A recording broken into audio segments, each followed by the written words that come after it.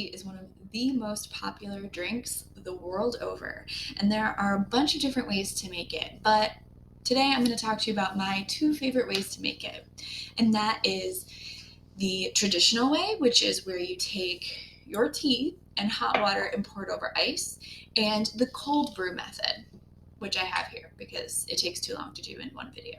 So the cold brew method is where you put your tea into water as you normally would. It doesn't necessarily mean it's hot water. Usually you would use room temperature or even cold water, and then you stick it in the fridge and let it sit overnight.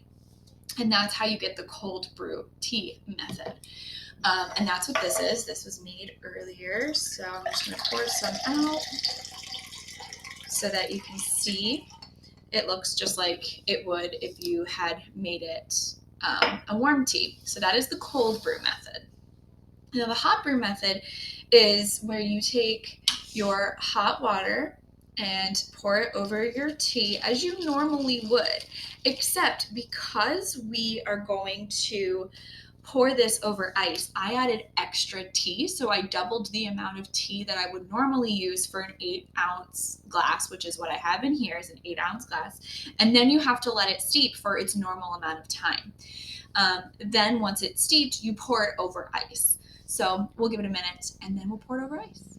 Okay, now it's steeped for a little bit. We're gonna pour it over the ice so you can see what that looks like.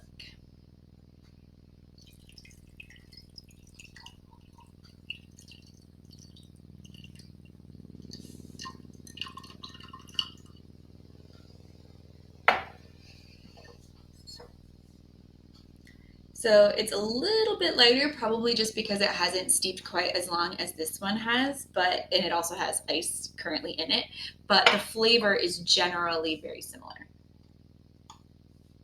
It's still a little warm, so it has to cool off a little bit more, but that's my two favorite ways to make iced tea.